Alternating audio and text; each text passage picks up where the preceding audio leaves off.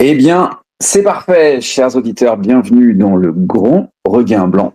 Ce soir, nous allons traiter d'un sujet vaste, immense, qui va donner lieu à beaucoup de ramifications. La sécurité n'est plus un service public. Donc j'ai choisi cet intitulé afin de traiter la sécurité en mode grand format. Et on va pas seulement parler de la sécurité au sens classique du terme, les moyens de se défendre, on va en parler dans à peu près toutes les dimensions possibles. Et donc, pour parler de ce sujet, il me faut dire que ce soir, j'ai une bonne et une mauvaise nouvelle à la fois. La bonne nouvelle, c'est que l'État veille sur vous. Donc, n'ayez crainte. L'État veille sur vous. Par contre, la mauvaise, c'est qu'il ne le fait pas pour votre bien. Il veille sur vous pour vous surveiller en tant qu'ennemi potentiel, mais pas tellement pour prendre soin de vous. Donc, il a un petit peu déserté cette fonction, cette grande fonction qui était son apanage. Bonsoir, Jack. Pour se concentrer sur un rôle un peu différent, qui consiste à ne plus surveiller ce qui peut nous nuire, mais à nous surveiller, nous, tout simplement. Donc on a en gros une situation dans laquelle beaucoup de choses censées assurer notre sécurité se sont effondrées. La sécurité, ça n'est pas juste éviter un coup de poing, c'est savoir si l'ambulance arrive, si votre épargne va tenir dans le temps et si le pays tient debout quand le monde tremble. Alors après cette belle formule, je vais tout de suite donner la parole à David et Chloé. Je vous laisserai choisir qui veut intervenir en premier, mais tout d'abord, premier thème que je vous propose. Dans sécurité, il y a la sécurité au sens au sens de la santé. Il y a la sécurité financière, bien sûr, il y a la sécurité physique, l'intégrité physique, mais un angle inattendu quand on parle de sécurité, c'est se sentir en sécurité, c'est si je tombe malade, qu'est-ce qui m'arrive? Je me casse une jambe, qu'est-ce qui m'arrive? Et cet angle un peu inattendu, je voulais qu'on le traite en premier. Voilà. Est-ce que vous vous sentez en sécurité dans ce pays désormais, si jamais vous avez un souci de santé, un petit, un grand souci, quel est votre sentiment? On va juste parler du sentiment de sécurité, mais concernant la santé. Alors, premier point d'entrée, Chloé, je commence avec toi. Comment tu la sens, la France, en termes de santé? Est-ce qu'on est en sécurité dans ce pays, de ce point de vue-là? Je vais plutôt laisser David commencer. J'ai encore un souci de connexion. Je vous rattrape tout de suite. Mes excuses. Il n'y a pas de souci. Pas de problème. À toi, David. Alors, la sécurité en France, sur tous les plans que tu déclines, ne m'inspire pas énormément, en effet. Je dirais quand même que le système de soins reste quand même efficace. Enfin, il y a quand même pas mal de gens en fait qui vont se faire soigner en France.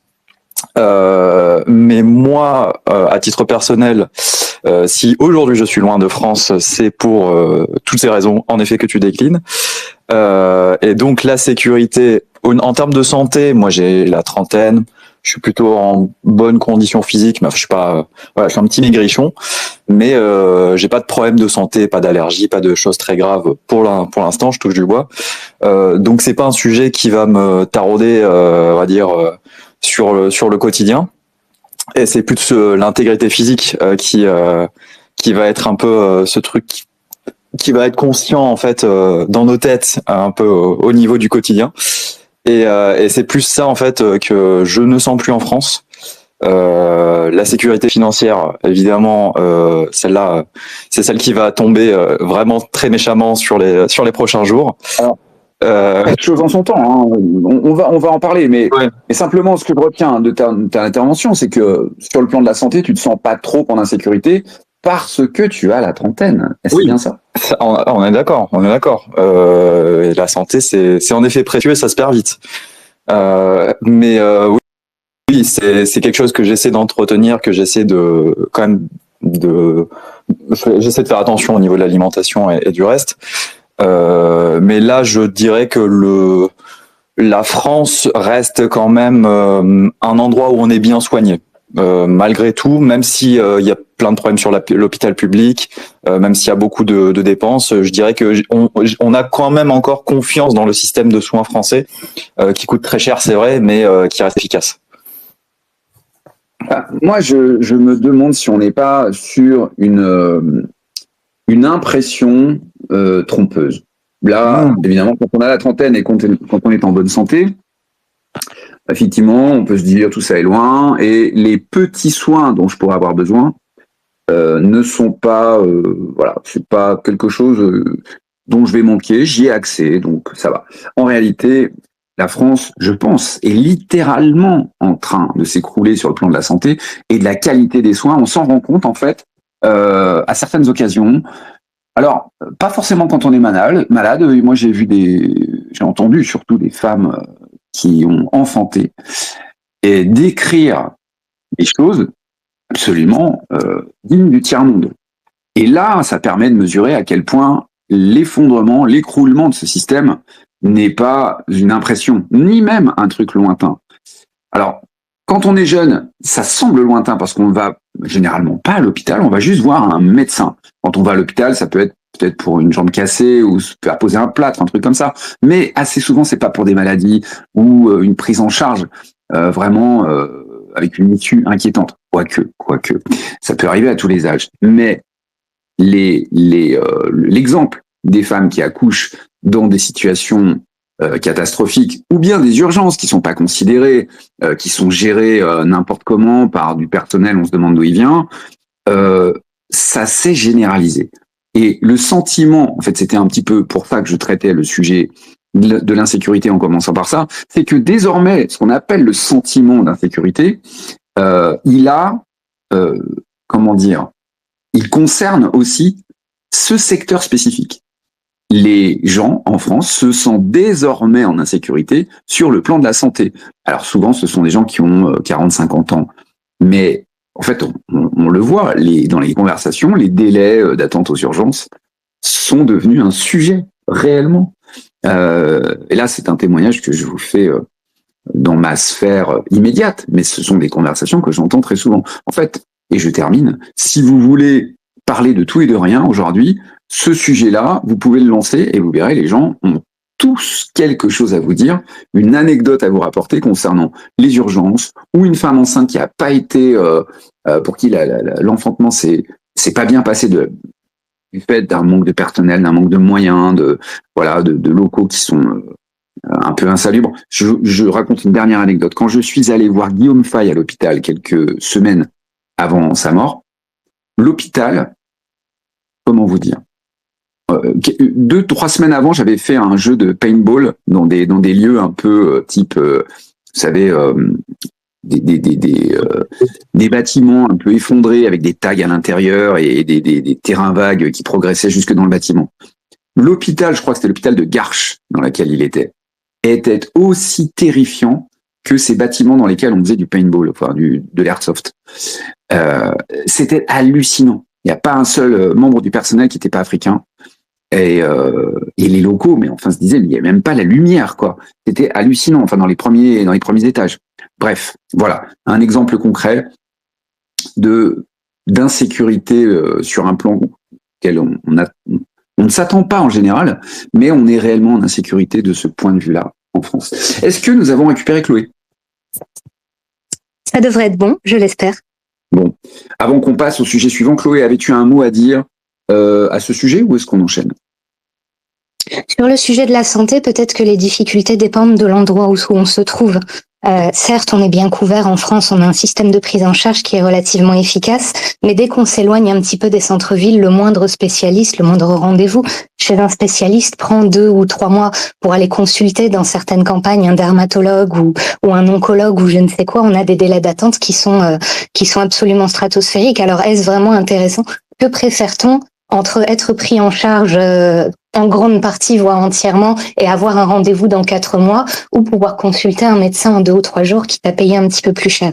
Donc il y a cette difficulté-là en région, et il y a également une autre difficulté que vous avez évoquée un petit peu aussi là je pense plus en banlieue, où la qualité des hôpitaux est extrêmement variable d'une ville à l'autre, et où on peut se retrouver dans des hôpitaux dont le personnel est massivement remplacé, qui n'est généralement pas synonyme de qualité de soins. La France n'arrive plus à produire assez de médecins, elle en importe massivement, et ça n'est pas toujours pour le meilleur par rapport à ce qu'on serait capable de produire nous-mêmes. Oui, très juste. Très juste, très juste. Je propose qu'on enchaîne sur un autre aspect de l'insécurité, parce qu'on va traiter beaucoup de sujets et je voudrais parler d'insécurité cette fois économique. On entend beaucoup de gens nous dire que l'État va se servir sur nos comptes parce que tout est en train on est à 3400 milliards de dettes. Enfin, c'est un chiffre inimaginable. Est-ce que vous vous sentez en sécurité de ce point de vue-là? Parce que là, cette fois, c'est plus une question d'âge. La santé, on peut dire, OK, j'ai 30 ans, j'ai 35 ans, ça va encore. Mais au niveau de l'économie, vous les voyez comment les 10 ou 15 prochaines années? Alors, du coup, si je peux un peu commencer là-dessus. Encore sur ce sujet, moi, je suis plutôt le verre à moitié rempli, dans le sens où j'ai pas de capital, ce qui me sauve. J'ai assez peu de côté et je suis à l'étranger. Donc, au niveau des taxes, l'État, en fait, a assez peu de prise sur moi, sauf si je commence à faire du business avec la France. Donc voilà, moi le point de vue que j'ai là-dessus, c'est qu'il faut vraiment essayer de couper un peu cette force qu'on donne à l'État pour qu'il la retourne contre nous avec des politiques répressives. Donc maximiser en fait l'expatriation autant que possible. Ouais, mis à part ça, je pense que les discussions qui commencent à jaillir un peu au Parlement, on commence à entendre des petits sons comme on va ponctionner l'épargne et pas juste les actions. Enfin, ils essaient en fait de sonder, voir si ça prend dans l'opinion. Ils ont vu que sur la taxe Zuckman, il y avait quand même un soutien populaire parce que on est quand même un pays assez gauchiste socialement. Donc je pense que ça arrive. Je pense qu'il va y avoir, ça va dépendre en fait du seuil d'emprunt qu'ils vont faire, mais ils savent que la grande force de la France, c'est d'avoir un énorme capital d'épargne, et je pense qu'ils vont se servir dessus quand les taux d'intérêt seront trop élevés, quoi. Voilà, ce serait ma Toi, tu la vois comme ça, la suite? Tu te sens en sécurité financièrement là? Étant donné qu'on est en pleine discussion sur le budget 2026, là tout de suite, non, sincèrement pas. Mais je crains de ne pas être la seule. Néanmoins, l'économie, c'est un sujet qui est nettement différent de la santé dans sa nature parce qu'il est assez difficile de soigner tout seul d'un cancer. En revanche, au niveau économique, nous avons beaucoup plus de moyens à notre disposition pour réduire notre dépendance à l'État. On peut investir, on peut effectivement s'expatrier, on peut pratiquer de l'optimisation fiscale. Je dis bien optimisation, c'est un terme légal.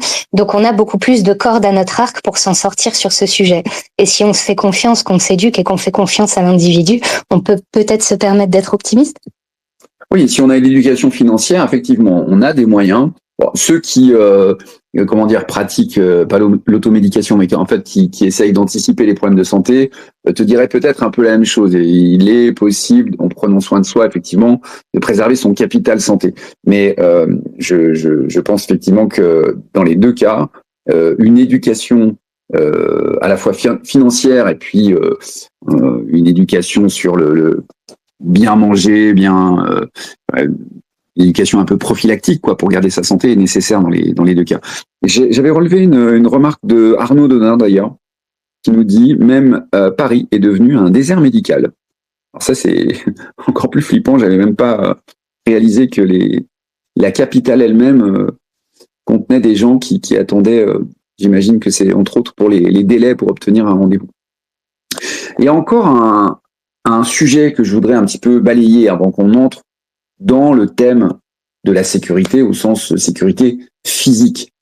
C'est la situation, j'allais dire, militaire de la France. J'ai entendu là récemment un général qui disait on a des munitions, un stock de munitions pour 3 à 4 jours en cas de guerre intensive.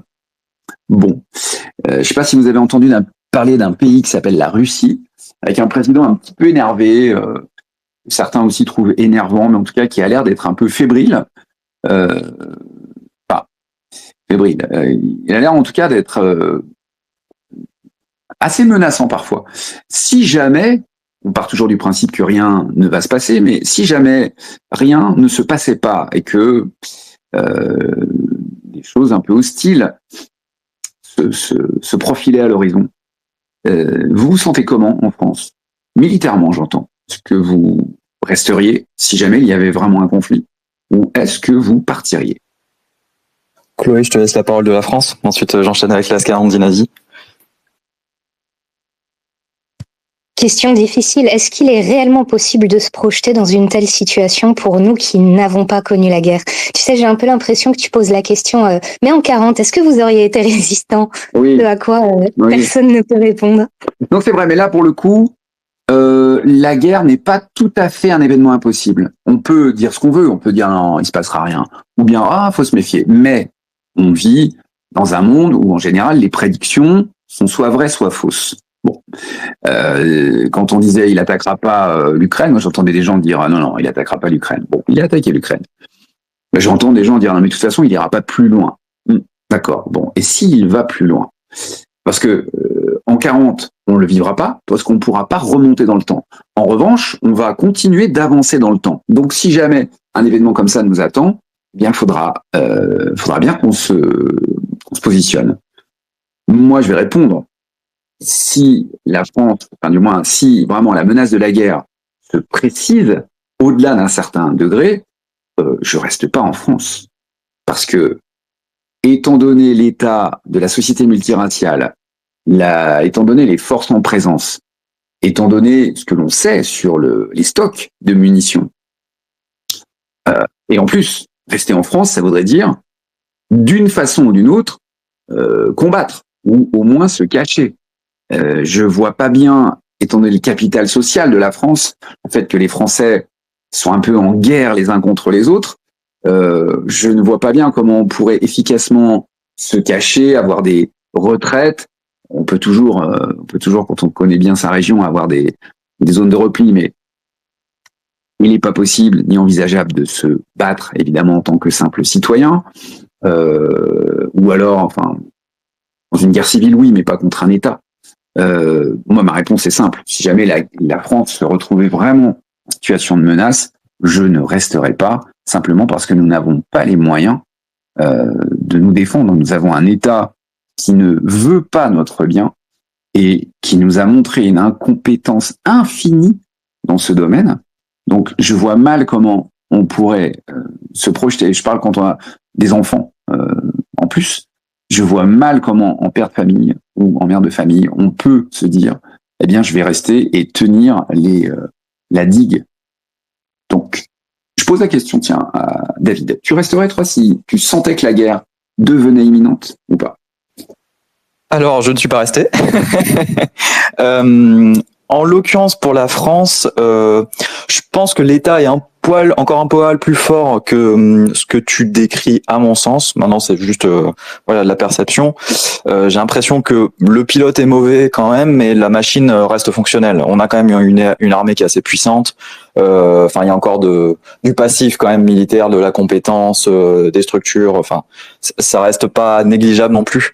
Mais je resterai quand même pas en France parce que de toute façon la situation, guerre externe ou pas, les conflits internes, je pense, sont quand même à prévoir. Et en ce qui concerne la Russie, je sais plus ce qui en est, on va dire, de la communication en France là-dessus. Mais dans les pays scandinaves, ils prennent ça très très très au sérieux. C'est à chaque fois que j'ai rencontré des gens en Scandinavie, ils ont vraiment ça en tête. Bon, ils ont une propagande aussi de leur gouvernement, ils ont vraiment quelque chose qui tourne aussi un peu en boucle là-dessus.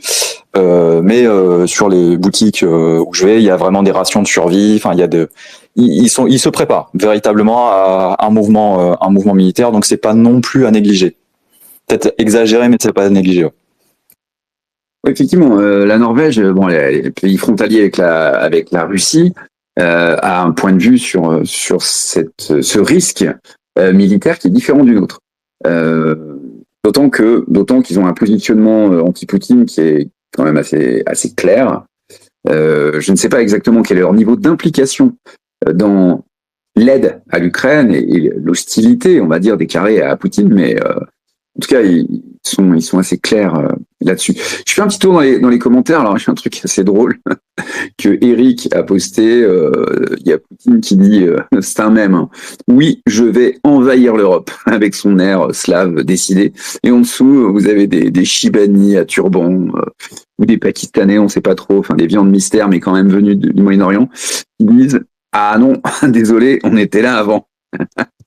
Ouais, c'est vrai qu'effectivement, pour envahir l'Europe, il va falloir qu'il prenne un ticket, le père Poutine, parce que elle commence à être sévèrement envahie. Snoopy nous dit quelque chose qui est pertinent, je trouve, moi, qui déborde un petit peu le sujet de la sécurité à la fois santé, financière et puis militaire. C'est l'insécurité logistique, nous dit-il. De plus en plus de non-blancs dans ce secteur, en particulier dans l'alimentaire, avec non-respect de la chaîne du froid, etc., des normes sanitaires. Donc oui, c'est vrai qu'il y a une insécurité au niveau logistique qui est en train de se profiler. J'ai même oublié de mentionner un autre thème qu'on peut nommer simplement, c'est l'insécurité, comment dire, structurelle. En fait, j'ai appris, il y a déjà quelques temps, que les ponts en France étaient, comment dire, enfin, il y avait la sécurité laisse à désirer, quoi. La maintenance sur les ponts est, mais pour ainsi dire, pas assurée. Et donc, quand vous passez sur un pont un peu vétuste, voilà, essayez de passer vite. Moi, j'y pense chaque fois que je suis sur un pont un peu vieux. Il y en a dans la région où j'habite. Et je me dis, bon, allez, on va dire que juste après moi, le pont s'effondre. Bon, je vois les choses comme ça, mais je constate que quand un poteau électrique tombe en France, dans ma région natale et dans la région où je vis, il peut rester 1 an et demi avec le fil électrique qui traîne par terre sans aucun problème. Je sais pas si vous l'avez remarqué, c'est vrai aussi là où vous habitez. Bah toi, David, là en ce moment t'es en Norvège, donc je sais que ça n'arrive jamais en Norvège, mais en France c'est totalement monnaie courante. Vous avez déjà remarqué ce phénomène ?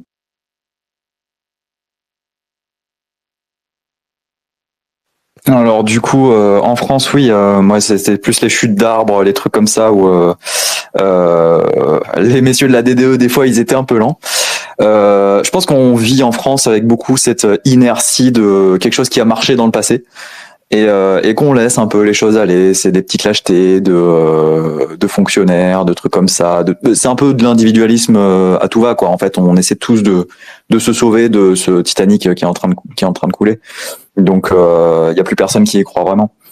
En Scandinavie, ils ont quand même en fait les régions sont immenses, donc ils ont quand même un gros besoin d'infrastructures de renouvellement sur les routes. Et je crois qu'il y a quand même de la disparité au niveau des financements. Il y a quelques régions qui sont un peu délaissées, surtout en Suède. Mais c'est pas du tout du niveau de ce qu'on peut voir. Enfin, les infrastructures, elles sont de qualité. Il y a quand même, on sent que le service public, en fait, il est là, il est maintenu, et on sait qu'il sera pas dégradé pour rien, quoi. Très bien, très bien. Alors, bah, Chloé, je sais pas si dans ta région tu vois ce genre de problème, l'insécurité structurelle. Est-ce que passer sur un pont qui n'a pas été entretenu depuis 15 ans, ça te pose problème ou ça va, tu as l'esprit tranquille? Va où tu veux, meurs où tu dois, mais effectivement, il y a la remarque de Snoopy était très intéressante sur le fait qu'il y a une baisse globalement de la maintenance et de la qualité de ce qu'on produit en France. On pourrait évoquer plusieurs causes. On pourrait parler de la baisse du QI, on pourrait parler du changement de population qui n'a pas tout à fait les mêmes pratiques, et ça nous pose des soucis dans bien des domaines. On évoquait la santé tout à l'heure, dans lequel on a une dégradation de la qualité des soins, effectivement au niveau des infrastructures également. On a aussi ce souci au niveau énergétique où l'entretien des centrales nucléaires passe principalement par des sous-traitants étrangers aujourd'hui, ce qui fait que nous avons perdu le savoir-faire au niveau national, ce qui n'est pas une bonne nouvelle. Donc oui, c'est un sujet de préoccupation naturellement. Ah oui, alors ça c'est énorme ça. Si même au niveau du nucléaire, on est en train de perdre des savoir-faire, c'est effrayant. C'est ça qui Là, on t'a un petit peu perdu. Est-ce que tu peux nous redire ça, Dionysos, s'il te plaît? Pardon, je disais, c'était Alstom qui faisait les turbines, pas une partie des turbines, il me semble. Enfin, il y avait quelque chose comme ça dans la chaîne de production. Ah bah oui, non, mais pour la maintenance, ils ont été rachetés. Oui, mais pour la maintenance, il faut que ce soit. Parce que je pense que pour les centrales nucléaires, le principal problème vient de la de la stabilité de la cuve, en fait. Il faut pas qu'il y ait de fissures, il faut que ce soit, je crois que c'est un truc décennal. Tous les 10 ans, ils doivent démontrer que la cuve n'a pas de micro-fissure, enfin qu'elle est... enfin, c'est clair que c'est pas des choses qu'on peut se permettre de faire par-dessus la jambe, quoi. J'ai Arnwald qui nous dit, concernant la sécurité au niveau militaire, il nous dit, le problème, c'est pas les munitions, mais c'est le recrutement. Oui, effectivement, ça se double. Alors, je pense que ce que veut dire Arnwald, c'est que le problème des munitions se double du problème du recrutement et qu'on a aussi des gens qui ont entre les mains des armes de guerre, alors que techniquement dans leur tête ils sont peut-être en guerre un peu contre nous, quoi. Ou que le jour où il faudra aller déployer ce qu'on appelle l'opération Ronce, la fameuse opération qu'on ne verra peut-être jamais, c'est-à-dire l'opération on reprend le contrôle des banlieues, les mecs vont se retrouver face à leurs cousins et vont peut-être dire voilà, on va plutôt les aider que les combattre. C'est aussi le gros risque. Oui, mais retour au problème, comment dire, de la sécurité structurelle. Moi, je trouve ça assez effrayant, quoi. Si la maintenance n'est pas assurée, vous savez, je sais pas si vous avez vu passer ce truc. Il y avait une discussion, je l'ai vu sur X. Hein. Il y avait un Africain. Alors qu'est-ce qu'il était, je crois, économiste ou quoi, je sais plus trop. Il intervenait aux États-Unis et il parle à des Africains d'Afrique et il leur dit quelle est le mot pour dire maintenance en, alors je sais plus, le Wolof, le Swahili, enfin une langue africaine. Là, les jeunes qui posent la question réfléchissent et il y a pas le mot en fait. Le mot maintenance n'existe pas en africain. Donc voilà, ça donne un peu le là sur ce qui nous attend. Mais bref, donc insécurité relative en matière de santé, d'économie, insécurité au niveau stratégique et militaire. Il y a aussi une chose qu'on n'a pas mentionnée, c'est le ressort moral. Nous avons des dirigeants qui n'ont pas le ressort moral pour assurer la sécurité au niveau militaire. Du moins, peut-être pas les militaires eux-mêmes, hein, qui sont d'une autre trempe, mais je parle des décideurs politiques, qui semblent ne pas avoir ce ressort moral. Bien, écoutez, moi ce que je vous propose, c'est qu'on bascule dans la deuxième partie d'émission, celle où on va parler de sécurité personnelle au quotidien. Je vous donne la parole, je commence par Chloé, toi tu te sens comment au quotidien? En sécurité ou pas? Tu traverses des quartiers un peu risqués, à quoi ça ressemble ton quotidien de femme? Est-ce qu'il y a des moments où il y a une angoisse concernant ta sécurité physique? Alors, à titre personnel, ce n'est pas que je traverse ces quartiers, c'est que j'y habite depuis longtemps. C'est un choix, j'aurais pu faire autrement, mais c'est mon affaire. Donc oui, le très célèbre sentiment d'insécurité, effectivement. Comment je pourrais formuler ça? Disons qu'il faut choisir et que à partir du moment où vous passez dans des quartiers qui sont compliqués, on va dire, eh bien, à vous d'en prendre la responsabilité, c'est-à-dire, si possible, d'être capable d'assurer votre propre sécurité. Ce que beaucoup de femmes font, notamment, c'est un terme à la mode chez les féministes, c'est pratiquer ce qu'on appelle des stratégies d'évitement. C'est-à-dire le fait de rentrer en VTC plutôt qu'en métro, le fait d'éviter certaines rues, certains quartiers, certaines zones, parce qu'on sait que ça risque de mal se passer, le fait d'altérer son apparence, éventuellement, pour éviter un certain nombre de problèmes. Tout ça, tu parlais à l'instant d'un argument moral, ce sont des contraintes qui pèsent, à mon avis. C'est quand même pénible, avant de sortir de chez soi, de devoir essayer de calculer une espèce de facteur de risque en disant, alors attends, on est quel jour de la semaine, il fait quelle heure, il y a quelle météo, où est-ce que je vais, qui je risque de croiser, est-ce que je suis vraiment de bonne humeur pour ça, est-ce que je suis en bonne forme physique? C'est un aspect du quotidien qui est pas forcément le meilleur, mais encore une fois, c'est un choix. Donc à chacun de l'adresser.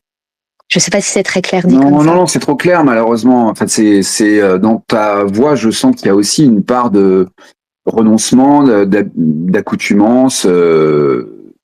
C'est quelque chose que normalement on aurait dû trouver inadmissible et qu'on a fini par admettre.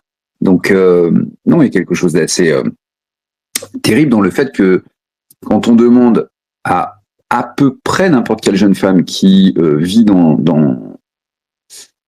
ce type d'environnement, quels que soient les pôles politiques, idéologiques, on a à peu près toujours une réponse qui va dans ce sens, en d'autres termes, Il n'y a pratiquement plus de femmes blanches en France dans les grandes villes qui peut dire non, moi ça va, j'ai aucun problème de sécurité.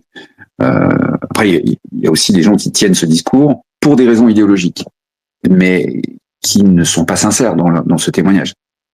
Donc, l'aggravement, enfin l'état de la situation est quand même, voilà, enfin, on est rendu à un niveau qui est vraiment inquiétant. Là, j'ai Valène qui dit en commentaire, j'ai discuté récemment avec ma coiffeuse, elle m'expliquait que le commissariat central de ma ville ne dispose parfois que de 3 véhicules certains jours.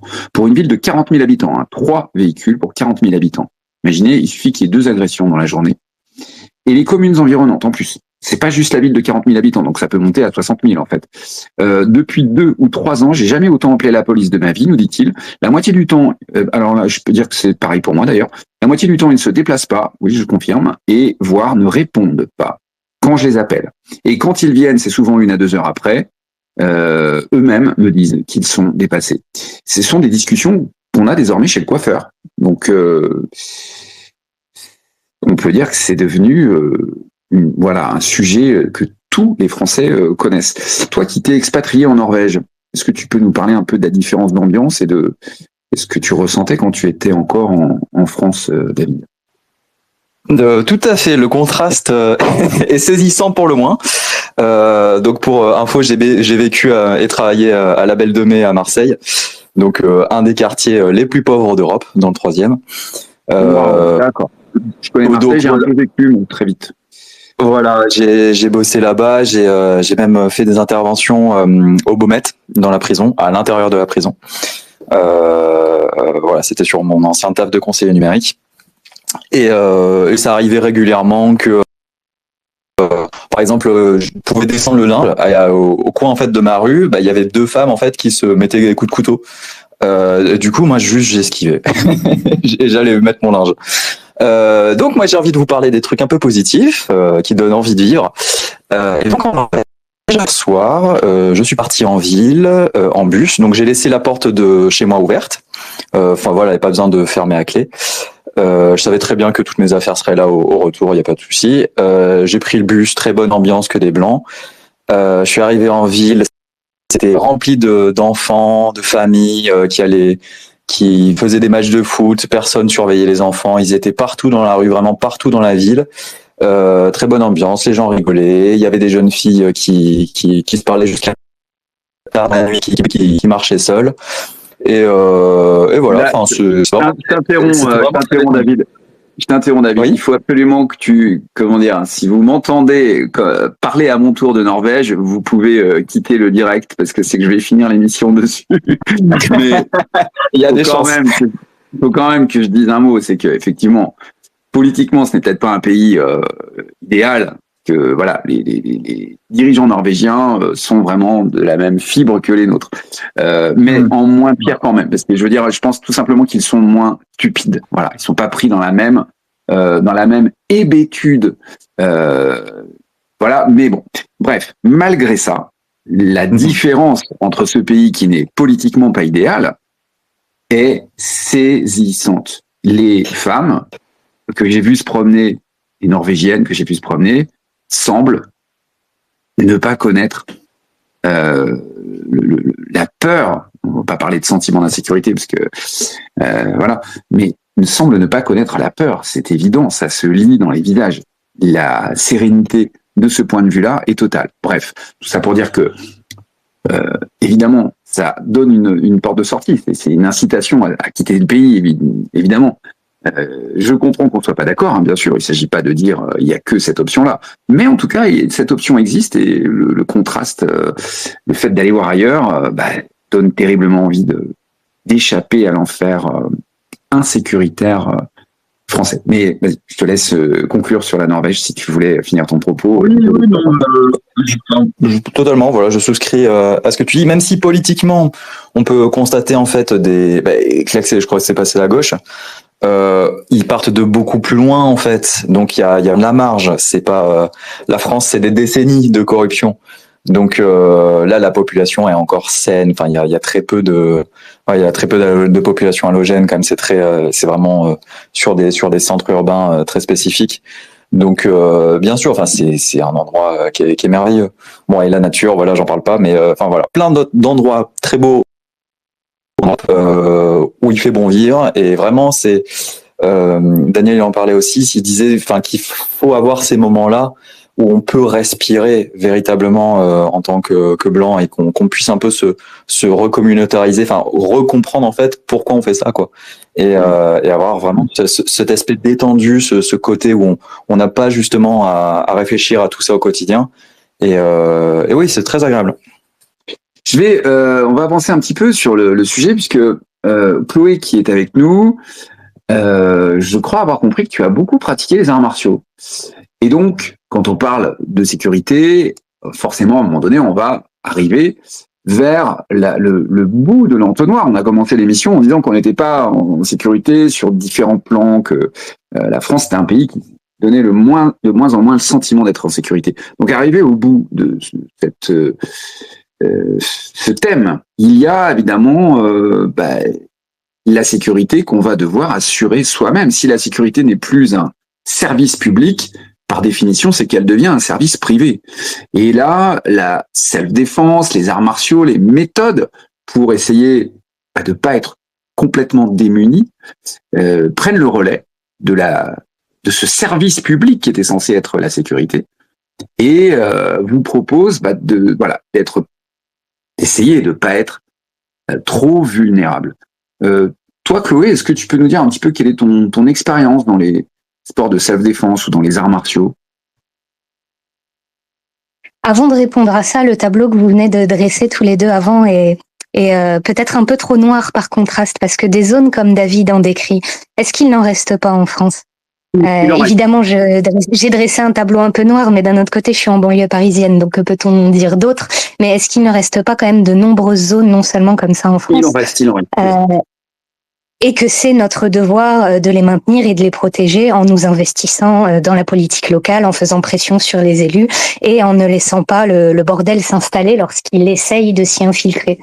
Donc on a une responsabilité aussi à ce stade. Très juste, si Isabelle Surplis était là, c'est exactement ce qu'elle dirait et elle aurait raison, tu as raison de le dire. C'est évidemment ce qu'il faut faire. On dresse un tableau noir et il ne faut pas en rester là. Donc je te remercie de reprendre un petit peu de ramener l'ambiance intellectuelle de l'émission vers du côté de la solution, mais tu as totalement raison. Je te laisse poursuivre donc sur ton expérience, toi, par exemple, en ce qui concerne les arts martiaux, la self-défense. Est-ce que tu peux nous dire un petit peu si tu as un parcours dans ce domaine? Merci Irène pour les petits cœurs. Alors, parcours, c'est un bien grand mot. J'en ai pratiqué pendant 6 ans des sports de combat asiatiques. Ça fait un moment que je ne pratique plus pour différentes raisons, surtout une blessure. Donc je suis loin d'être une experte en la matière.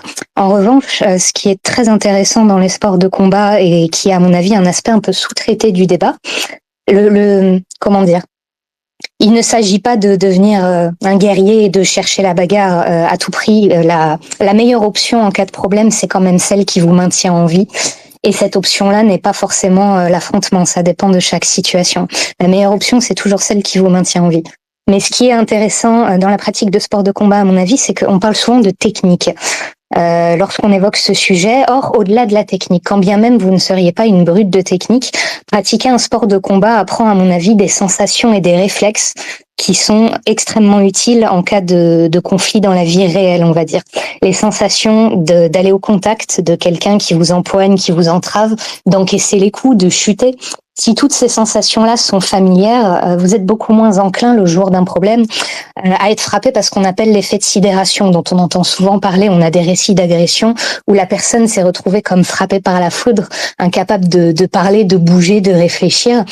C'est la manière de réagir du cerveau lorsqu'il n'arrive pas à appréhender la situation.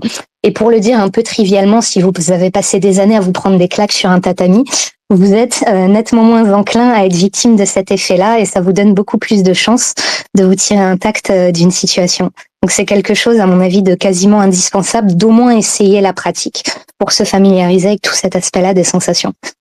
Est-ce que dans ta pratique des arts martiaux, est-ce que tu as déjà eu à t'en servir, même sans parler d'une confrontation physique, mais au moins pour une situation de tension ou une situation où il y avait de l'agressivité?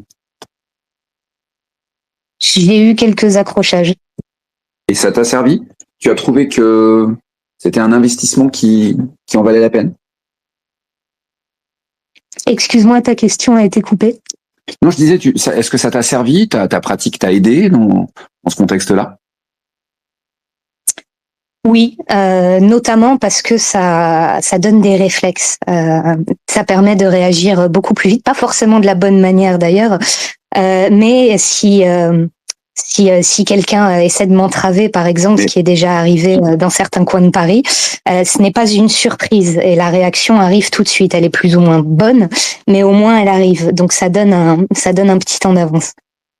D'accord, non, mais si tu as j'allais dire, oxy ton adversaire, tu le gardes pour toi, tu le dis pas pendant l'émission.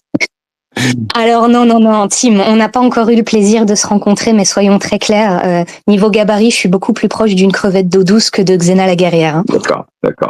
J'ai Valent ou Valène qui nous met dans les commentaires, ce n'est pas une blague, il y avait un café à la sortie de sa ville, qui a fermé depuis, et juste en face de la maison d'arrêt, et son nom, c'était Mieux vaut ici qu'en face. Je trouve ça intéressant. Le bar en face de la prison s'appelle Il vaut mieux ici qu'en face. Très bien. Voilà un projet positif. Ouais, voilà. Dionysos ou David, toi qui n'as jamais pratiqué les arts martiaux, si j'ai bien compris, tu es un lover et pas un fighter, comme dit la chanson. Quel est ton point de vue sur la sécurité personnelle par la self-défense? Quelle image tu en as, toi? Ça te fait envie? Ça te semble être une solution en tant que non-pratiquant? Est-ce que tu en as une image positive? Tu te dis que ça peut être utile ou c'est du bullshit, du bullshido comme on dit? Alors, du coup, je me reconnais en effet aussi dans la crevette d'eau. Et oui, comme tu dis, moi je suis un lover, pas un fighter. Donc oui, moi je suis pas du tout en capacité pour l'instant de me défendre. Enfin, je le sens pas comme ça. Et en fait, ce que j'ai pris, c'est vraiment l'expérience.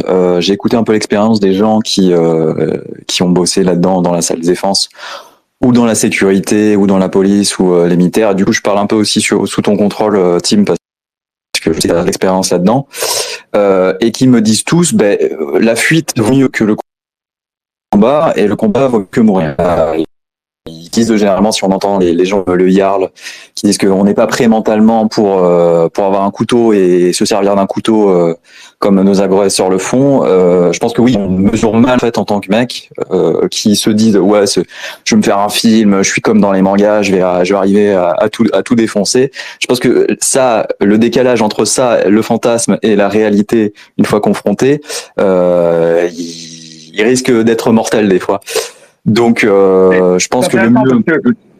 Ouais. Beaucoup de gens qui ne pratiquent pas les arts martiaux, mais qui ont un bon raisonnement, une bonne intelligence, la tête sur les épaules, devinent d'instinct que entre la théorie et la pratique, du moins entre la pratique sur le tatami et la réalité de l'agression, il y a quand même un monde de différence. Je confirme. J'ai eu la réalité de la pratique des arts martiaux. J'ai beaucoup pratiqué les arts martiaux. J'ai aussi pratiqué des systèmes de self-défense. Et puis, je me suis retrouvé un certain nombre de fois dans des situations d'agression. Je dirais que les gens qui ont le sentiment que la différence est très, très grande ne se trompent pas. Bon, je t'ai interrompu, vas-y, je t'en prie. Reprends ton mot. J'ai la confirmation de Sensei. Il n'y a pas de souci. Oui, donc moi je pars du principe que je suis plutôt barde niveau 1. Et si je fais un peu une analogie un peu avec les jeux vidéo, c'est comme si j'étais dans World of Warcraft et que j'étais à un très bas niveau. Et tous les monstres autour, je vais les attirer parce qu'ils vont voir une proie en moi. Et donc ma stratégie, ça va surtout de ne plus être la cible, de ne pas devenir en fait la cible prioritaire. Et ça, généralement, déjà trouver les situations d'évitement, donc adopter un peu les stratégies que Chloé connaît. Ça, d'une part. donc il est vraiment à avoir la conscience de la situation, essayer d'éviter les situations de conflit et pas se croire trop chaud. Ne pas forcément s'armer, mais avoir peut-être le petit gel que tout le monde a, que j'imagine dans les régions parisiennes qui sont très répandues. Ici, les Guardian Angel, c'est un peu les espèces de pistolets à gel qui deviennent un peu populaires. Alors, ouais. Là, tu empiètes presque sur le dernier sujet que je voulais proposer de traiter. Ouais. Du coup, non, tu as très bien fait parce que du coup, ça permet aussi de l'annoncer. Mais je voulais juste redonner la parole à Chloé pour une question un peu technique. Est-ce que tu pourrais nous dire, parce que je te remercie d'avoir exposé un petit peu le point de vue des non-pratiquants, David, mais toi, Chloé, qui a pratiqué les arts martiaux, j'ai oublié de te demander, tu as fait quoi? Tu peux nous dire un petit peu ce que tu as pratiqué comme discipline? Principalement du judo, également du taekwondo et du karaté. Donc désolé, ça n'est pas français, ça avait quelques mérites. Et effectivement, je vous rejoins sans réserve sur le fait que dans ce qu'on appelle la vraie vie, ça ne ressemble absolument pas à ce qu'on apprend ailleurs. On apprend des affrontements qui sont codifiés, qui sont normés avec des adversaires qui respectent un certain nombre de règles. Ça n'a absolument rien à voir avec ce qui peut se produire. D'accord, très bien. Mais alors déjà, c'est étonnant que tu aies fait du judo et taekwondo parce que ce sont des arts martiaux qui sont un peu à l'opposé sur le spectre des arts martiaux. Le judo est plutôt dans la catégorie des luttes et taekwondo est beaucoup plus aérien. Mais si tu devais conserver une discipline pour, pallier un jour à une agression ou même une agression légère, tu préférerais quoi? Qu'est-ce qui a le plus retenu ton attention? Est-ce qu'on peut vraiment se permettre de donner un conseil dans ce domaine? Je ne sais pas. Ça dépend de chaque pratiquant, ça dépend de votre morphologie, selon que vous soyez. Toi, tu avais une préférence, c'est ce que je voulais dire. Pardon? Non, je voulais dire, est-ce que toi, tu avais une préférence, Chloé, pour ton gabarit, pour ton expérience personnelle? Est-ce qu'il y a une discipline qui a retenu ton attention et que tu préférais employé en cas de nécessité? Oui, ça dépend du gabarit. Moi, n'étant ni très grande ni très lourde, le judo a un avantage certain, c'est qu'il apprend à faire chuter un adversaire, ce qui peut vous faire gagner le temps nécessaire pour partir et vous garder en vie. En tout cas, à condition qu'il n'y ait pas une trop grande différence de poids, de taille avec l'adversaire. Donc ça, être capable de déséquilibrer quelqu'un, c'est quelque chose qui est particulièrement utile. Ouais, très juste. Pour donner mon expérience, moi j'ai commencé par la lutte gréco-romaine. Je recommanderais aux gens qui veulent partir de zéro et avoir une base qui ne les laisse pas à zéro. La lutte est très bien parce que le gros avantage, moi quand je faisais des cours de self-défense, je commençais parfois les séances en demandant aux gens, est-ce qu'il y a parmi vous des gens qui seraient d'accord pour que je les mette KO? Je voudrais vous montrer donc le crochet du droit. Est-ce que quelqu'un est d'accord pour que je le mette KO? Évidemment, personne n'était d'accord. Et je vous dis donc, comme personne n'est d'accord et que personne ne sera jamais d'accord, ça veut dire que dans un cours de self-défense, vous ne pourrez pas mettre quelqu'un KO. Donc, vous allez apprendre des techniques de KO, certaines débouchent sur le KO, mais vous ne pourrez jamais les tester. Donc, vous n'aurez pas la sensation. Vous n'en aurez jamais l'expérience et jamais l'habitude. Et si un jour vous devez vous défendre, en plus de l'effet de sidération et de la peur, vous devrez essayer de placer une technique que vous n'aurez jamais pu placer à l'entraînement. Et donc, la deuxième question, c'était, est-ce que quelqu'un ici est d'accord pour que je le déséquilibre? Et là, évidemment, il y a plein de gens qui lèvent la main en disant, bah oui, déséquilibré, il n'y a pas de problème. Si vous leur demandez, est-ce que vous avez déjà été déséquilibré? Vous avez fait un peu de judo à l'école? Oui, il n'y a pas de problème. Donc, la lutte, les systèmes de lutte, le judo, tout ça, a cet avantage, c'est que quand vous ferez tomber quelqu'un, vous le ferez vraiment tomber, et vous saurez vraiment ce que c'est que de tomber et de faire tomber, y compris quelqu'un qui résiste. Alors que le KO, bien, à moins de faire de la boxe sur un ring, ce qui n'est pas si fréquent que ça, eh bien, vous ne saurez jamais ce que c'est que de mettre un KO. Sauf si vous avez un partenaire qui est OK. Ça peut arriver, mais c'est rare. C'est très, très rare. Donc, conseil que je donnerais tout simplement sur le plan technique, c'est faites des disciplines dont vous pourrez vraiment pratiquer les techniques. Si votre discipline implique des pics aux yeux, des frappes dans les parties et tout ça, que vous ne pourrez pas placer, ne partez pas du principe que ça va fonctionner sous prétexte que c'est théoriquement efficace. Pique aux yeux, frappe aux parties, c'est un truc qui nous est beaucoup ri en cette défense. En réalité, ça marche assez mal. Les gens se défendent très vite d'une frappe aux parties, parce que c'est un réflexe. Pique aux yeux, en fait, faut être très précis. Quand vous paniquez, la précision disparaît totalement. Et donc, toutes ces techniques qui sont censées être hyper efficaces, frappe à la gorge, etc., vous ne pourrez pas les faire. N'oubliez jamais ça, vous ne pourrez pas les faire. Vous allez donc vous retrouver dans une situation stressante, parfois même terrifiante, à essayer de placer une technique que vous n'aurez jamais pu placer pour de vrai. Donc, supériorité des systèmes de lutte, de déséquilibre sur les systèmes de frappe, de KO, bien que la boxe soit évidemment très efficace si vous acceptez le principe du ring, ce qui est là assez différent. C'est le principe des sports de combat.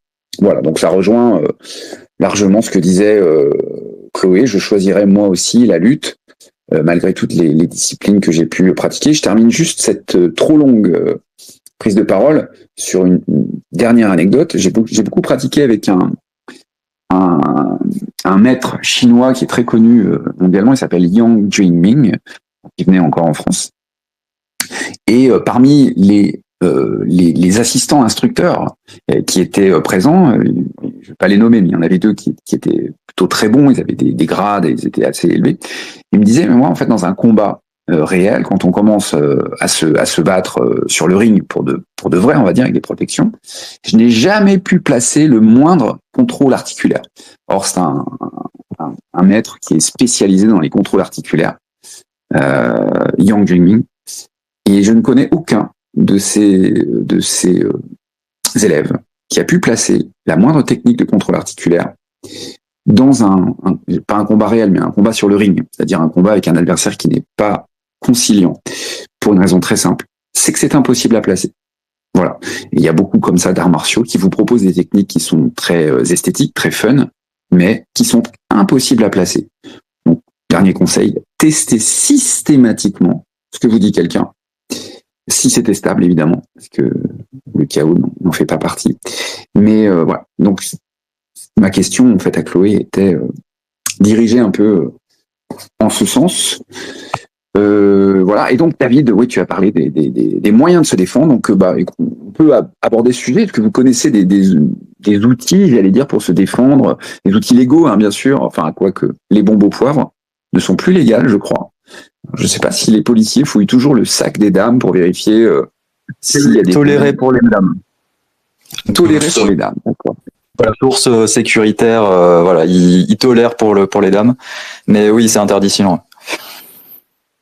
Et du coup, oui, si je peux juste enchaîner, je ne conseille pas la capoeira dans la panoplie des sports de combat, des sports de défense. Parce que j'ai adoré en faire quand j'étais gamin, mais voilà, le principe c'est de ne jamais toucher personne. Moi, je vous conseille la capoeira pour faire des rencontres. Il y a pas mal de nanas dans les clubs de capoeira. La musique, c'est cool.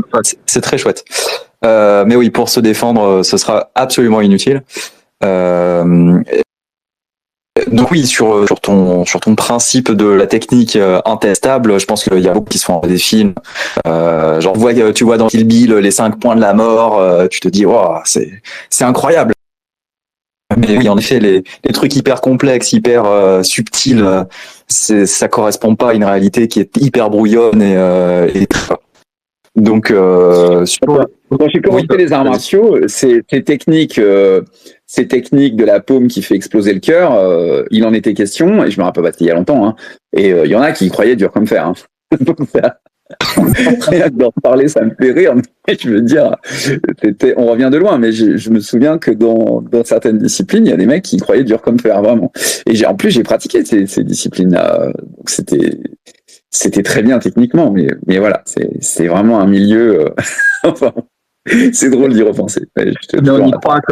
On y croit comme un gamin qui veut faire un kamehameha, quoi. Il faut que ça existe. il faut que ce soit réel. Mais oui, tu te fais casser la récré et puis c'est bon, t'as ton Kamehameha, tu le ranges où tu penses. Et donc oui, au niveau des stratégies là-dessus, si je finis un peu sur au-delà de la stratégie d'évitement, moi j'ai pas forcément besoin d'avoir un sport de combat. Je pense que je veux pas initier des combats, c'est vraiment le truc que je veux pas faire. Mais je peux essayer de ne pas donner envie aux autres en fait de venir me chercher des noises.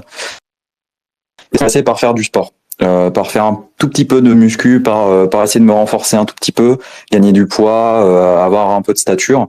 Voilà, c'est en gros pour ne plus être la cible prioritaire. Dans le choix des cibles, ils vont choisir un peu les plus fragiles, un peu les physiques de gauchistes, quoi. Donc le but c'est d'avoir un physique qui leur donne pas envie aussi. Et je pense que c'est aussi un bon rempart là-dessus. C'est vrai. Ludovic nous dit dans les commentaires dire que si nous étions américains, nous ne débattrions pas du meilleur sport de combat, mais du meilleur calibre pour neutraliser un importun. C'est pas faux. Irène nous dit bombe au poivre pas tolérée ni pour les femmes ni pour les hommes. Une bombe de lac à cheveux pour les femmes peut être déjà dissuasive. Ouais, je ne sais pas, mais oui, j'ai déjà eu j'ai déjà entendu parler de cas où les flics avaient carrément enlevé des bombes au poivre dans les sacs à main de jeunes femmes. Donc toi, c'est une option que tu as en tête, la bombe au poivre, Chloé? J'en ai une, oui. Et effectivement, il me semble que niveau légal, c'est quelque chose qu'on est censé déclarer d'une part et qui est sanctionnable si vous n'avez pas fait la déclaration. Il y a eu le cas récemment d'un homme qui s'est fait arrêter au volant pour un simple contrôle et les gendarmes français ont trouvé une bombe à poivre dans son vide-poche ou je ne sais plus quoi et il s'est fait verbaliser. Il racontait que les gendarmes en étaient eux-mêmes désolés, mais qu'ils n'avaient pas vraiment le choix d'appliquer les règles. Après, dans les faits, il paraît, je n'ai pas encore eu à m'y confronter personnellement, mais il paraît qu'il y a une tolérance envers l'usage lorsque c'est une femme. Ce qui est heureux parce que dans la mesure où on en revient aux limites biologiques face à un homme plus grand, plus lourd, on fait ce qu'on peut et ça peut quand même être bien utile. Tu dis les forces de l'ordre disent qu'ils n'ont pas le choix. Amis policiers, vous avez le choix. Dans certains cas, si vous êtes seul et que vous n'avez pas votre hiérarchie, laissez épicer, tout simplement. Oui, voilà. Chaque fois que vous avez possibilité, laissez les Blancs avoir des moyens de se défendre, puisque ce sont les cibles spécifiques d'une haine anti-blanc qui tuent. Je veux dire, il y a la loi, et puis il y a la légitimité de la loi. Retirer une bombe au poivre à une jeune femme qui n'a que ça pour peut-être sauver sa vie, c'est littéralement être un assistant du crime. Il faut dire les choses. Aujourd'hui, une jeune femme qui n'a rien du tout pour se défendre, je veux pas, on est une émission qui diffuse en public et je veux pas dire, il faut braver la loi frontalement. Enfin bon, on parle de désobéissance civique parfois pour augmenter le niveau d'invasion. Vous savez, la gauche parle de désobéissance civique pour dire mais les clandestins, il faut les accueillir quand même parce que voilà. Moi, je vais faire mon petit quart d'heure de désobéissance civique. Mesdames, si vous avez une bombe au poivre, considérez que c'est la chose la plus légitime au monde et que la loi qui vous interdit d'en avoir une est une loi qui facilite le crime. D'ailleurs, petit conseil, quand vous avez besoin d'utiliser une bombe au poivre, pensez bien que vous devez avoir le doigt sur la détente, la gâchette, on va dire, de la bombe au poivre, enfin le bouton pression, quand votre main est encore dans le sac à main ou dans la poche. Il faut pas faire cette manip après avoir sorti la bombe. C'est à la seconde où la bombe sort du sac à main, elle est en action aussitôt. Et je vous conseillerais même une marque spécifique, Fox Lab, parce que la concentration en oléorésine capsaïcum est la plus forte. Donc ne lésinez pas sur les moyens. Il y a aussi le Guardian Angel, il y a pas mal de solutions. Donc oui, la bombe au poivre, c'est quasiment obligatoire quand on vit en zone dangereuse.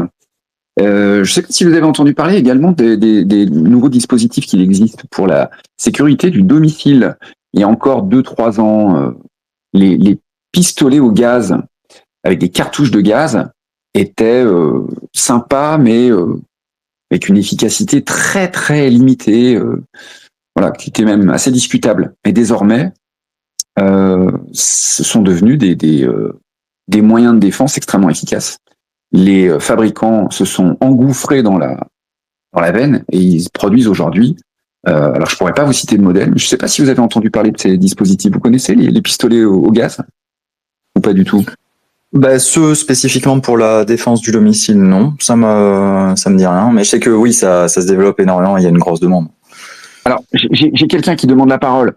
Corto, en l'occurrence, si c'est pour une information spécifiquement liée à des modèles de pistolets au gaz efficaces et légaux, hein, bien sûr, pour la défense du domicile, serait-il possible de le mettre en commentaire, parce qu'on fait toujours l'émission à 3, donc je ne fais pas intervenir le public, mais en revanche, je suis tout à fait intéressé pour des conseils que je mentionnerai, que je lirai hein, pendant l'émission, parce que si j'attire votre attention là-dessus, c'est que c'est vraiment devenu, ce sont plus du tout des gadgets. Hein. Avant, c'était une efficacité discutable. Maintenant, non.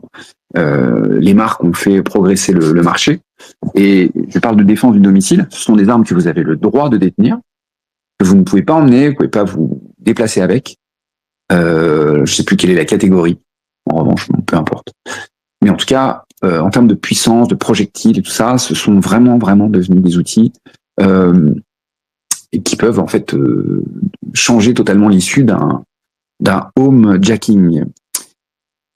Pour finir, écoutez, vous connaissez le homejacking, j'imagine, vous avez entendu parler, c'est des choses qui vous inquiètent. Petit tour de table là-dessus, le homejacking. Moi, c'est un truc qui me préoccupe.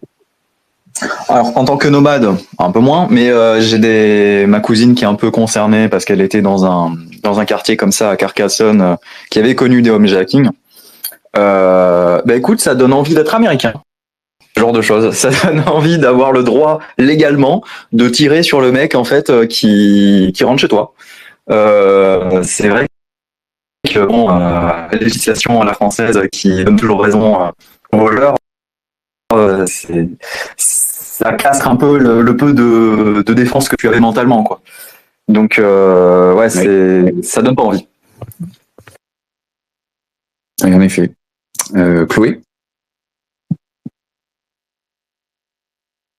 est-ce que nous avons perdu Chloé? Allô? Oui, je t'entends. Pardon. Désolée. C'est un sujet qui est préoccupant, mais l'avantage, c'est que ce sujet-là est beaucoup plus facile à adresser que d'autres que nous avons pu parcourir avant. Le fait de sécuriser sa maison avec un système de télésurveillance, pareil, c'est assez rapide à faire, ça coûte pas excessivement cher et c'est quand même assez efficace. Donc, il faut être préventif sur le sujet, mais c'est peut-être un domaine plus maîtrisable que ce qu'on a évoqué avant. Qu'est-ce que t'en penses?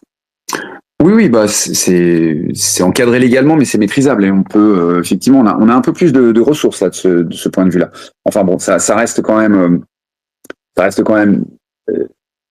terrifiant de se dire qu'aujourd'hui, il n'y a plus beaucoup d'espace où on est capable de dire bah non, ça n'arrivera pas. Je vous rappelle que là, alors c'était pas dans le cadre d'une attaque au domicile, c'était à l'île d'Oléron. L'île d'Oléron, bordel. Un mec fonce dans la foule en mode djihadiste. Alors, il n'était pas fabriqué par les fournisseurs officiels de l'équipe djihadiste de Azuzu Land. Mais qu'importe, il a poussé le fameux cri. On est à l'île d'Oléron, mais t'as quand même un gars qui roule dans la foule. Donc, en gros, les fameuses zones de sécurité ne sont en fait que des zones où statistiquement on a un peu moins de chances quand même d'être emmerdé au quotidien. Mais ce ne sont plus des zones où le danger a disparu totalement. En fait, voilà, l'éparpillement des cinglés dangereux est tel que on a la chance la malchance maintenant, la possibilité, je cherchais le mot, de tomber dessus à peu près partout en France. D'où la nécessité quand même d'être un peu, de s'autoriser à posséder des moyens pour se mettre en sécurité. Et pour ma part, voilà, bon, je le redis, même si c'est pas tout à fait légal, une jeune femme maintenant doit faire le maximum vraiment pour se promener en ayant de quoi répondre, riposter si jamais, eh bien, voilà, une situation comme ça se produisait. Écoutez, en tout cas, vous avez beaucoup participé dans le chat. J'ai lu, je pense, la plupart des commentaires qui concernaient le sujet. Est-ce que Chloé, David, est-ce que vous voudriez conclure librement sur ce vaste sujet? Galant, Chloé, à toi. Difficile de faire une conclusion globale vu tous les sujets qu'on a abordés, mais l'une des meilleures manières d'assurer sa sécurité, c'est d'essayer de réduire notre dépendance à l'État. On sait que l'État ne pourra pas intervenir tout le temps. Je ne sais pas si vous vous souvenez de cette magnifique déclaration de notre président qu'on a oublié un peu vite, qui, je crois que c'était en 2022 en plus, quand il était en campagne, nous a déclaré qu'il était contre la légitime défense et qu'il ne voulait pas d'une France où on imaginait que ce soit aux citoyens de se défendre. C'est bien beau, mais la police, quand bien même on triplerait ses budgets et ses effectifs, ne peut pas se téléporter en cas de problème. Il reste quelques limites. Donc, veillez nous-mêmes à se donner les moyens, qu'il s'agisse d'économie, comme on le disait tout à l'heure, de sécurité personnelle, de sécurité de sa maison et c'est bien. On a quand même beaucoup de solutions à disposition. On a des communautés, des gens qui s'entraident, surtout dans notre camp, et on a les moyens d'améliorer l'ordinaire, on va dire, pour ne pas terminer sur quelque chose de trop pessimiste. Non, tu as raison. La note optimiste devrait être même instituée dans l'émission. Écoute, David, une note au moins aussi optimiste. Vas-y. Alors, est-ce que je peux renchérir là-dessus? Au moins dire à peu près la même chose. Je suis assez d'accord que la solution pour ce problème, c'est la communautarisation, pardon. En gros, il va falloir s'entourer de gens de confiance, que vous préférez avoir autour de vous, donc du préférisme, du légitime préférisme peut-être, et pas de la légitime défense à défaut. Et donc, je pense qu'il faut pas surestimer la possibilité d'une possibilité politique. Je pense qu'il faut faire le deuil de certaines choses comme la sécurité par l'État. Je pense pas que ça reviendra ça à très très long terme. On pourra avoir peut-être des épisodes un peu sécuritaires qui reviendront. Mais je pense que notre vraie sécurité, c'est vraiment de s'isoler physiquement et de choisir les gens qui sont proches de nous. C'est vraiment ça qui va créer quelque chose de sain et qui redonnera un peu de vie et de confiance. C'est vraiment la conclusion, je pense, la plus pertinente. La sécurité, c'est simplement le mot de la fin pour ma part, mais la sécurité est vraiment un game changer dans la vie des gens. Si vous avez trouvé le bon moyen d'assurer votre sécurité, vous le savez instantanément. Dans la mesure où vous avez libéré votre mental de ce rocher énorme que la France vous fait porter. Évidemment, aujourd'hui, la sécurité n'est plus un service public. Donc, beaucoup de gens vont répondre en disant, moi, je pars. C'est ce que j'encourage à faire pour ma part. Et tous ceux qui ont trouvé un endroit où vivre, où la sécurité est restaurée, peuvent tout simplement se consacrer à leur vie professionnelle, familiale, etc. Quand la sécurité n'est plus assurée ni par vous ni par l'État, vous portez dans votre sac à dos un véritable rocher. On ne s'en rend plus compte parce qu'on s'habitue à porter ce poids. C'est devenu normal. D'ailleurs, moi, j'ai un peu la sensation, de l'avoir entendu dans la voix de Chloé, même si il y a de l'enthousiasme, même si tu apportes des solutions, Chloé, évidemment, et t'as pas un esprit qui se laisse abattre, et ça, c'est vraiment une grande force. Néanmoins, je pense que lorsque la sécurité est de nouveau acquise et qu'on a réglé ce problème, la vie n'est plus la même. Les gens qui vivent dans une situation ou dans un contexte plutôt où le problème de la sécurité a été réglé ne vivent plus la même vie mentalement. La qualité de la vie n'est absolument plus comparable. Donc, ma conclusion, c'est faites tout ce qui est en votre pouvoir pour restaurer au maximum là où vous vivez ou ailleurs, même s'il faut partir peut-être, pour restaurer un sentiment de sécurité qui vous permette de vous consacrer à autre chose. En fait, pour moi, la sécurité, c'est lorsqu'on n'a plus besoin d'y penser. Voilà. Ce sera ma conclusion. Écoutez, je vous remercie beaucoup pour vos interventions. Je remercie également le public qui a beaucoup participé. J'ai trouvé vos remarques et vos questions pertinentes ou drôles. Donc voilà, écoutez, merci beaucoup. Et la semaine prochaine. Merci. Plaisir. Mais je vais vous redonner la parole pour faire un petit coucou, mais c'est juste pour dire la semaine prochaine, on va normalement, si tout se passe bien, si la loi de Murphy ne s'applique pas, donc la loi de Murphy, c'est tout ce qui peut foire et foire. Si la loi de Murphy ne s'applique pas, normalement, la semaine prochaine, on sera en direct sur YouTube. Et vous verrez ma petite bouille avec celle de ceux qui voudront apparaître. Pour les autres, ce sera en audio et ça sera très bien aussi. Voilà. Bon, écoutez, je vous remercie beaucoup à nouveau. Si vous voulez faire un petit coucou, c'est à vous. Merci David, merci Tim, merci à tous. Je vous souhaite une excellente soirée et une semaine meilleure encore. Le grand regain blanc, c'est le dimanche soir, tous les dimanches soirs pour vous redonner la pêche avant d'attaquer la semaine. Merci d'avoir été présent. Merci de votre attention. Et je vous dis à dimanche prochain où ce sera pire encore. Portez-vous bien. Bonne soirée, bonne semaine. Bonne soirée. Bye bye.